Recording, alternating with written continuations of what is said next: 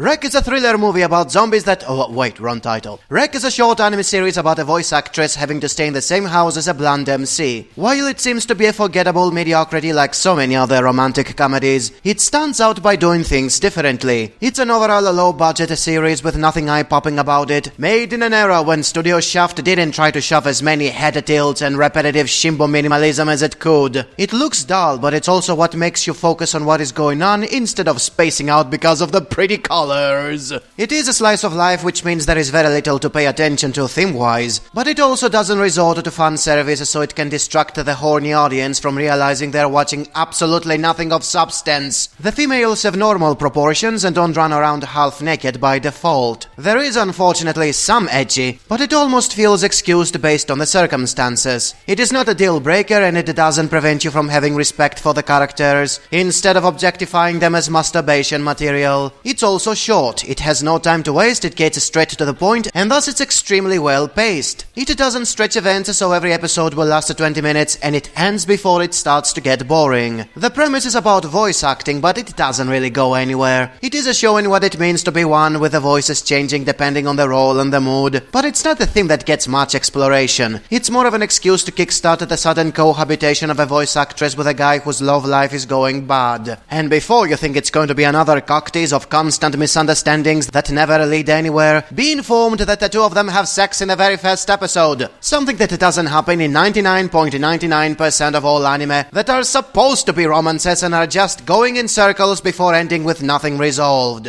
And I'm not saying the show is a masterpiece of plot progression either, since not many things are happening and not much is explored, and the ending doesn't really wrap up everything. It's just that despite the simplicity and the shortcomings of the nothing ever happens genre, it's still way better than most of whatever comes out today. It's not about a time reset, trapped in video games, dark and edgy gore fests, or constant tits and ass. In effect, it's more real than any of the overhyped bullshit of today that everybody calls realistic when it's just blatant self-indulgence. It is not very memorable, but it's a fine example of why average beats flashy train wreck, and why once again, retro always wins.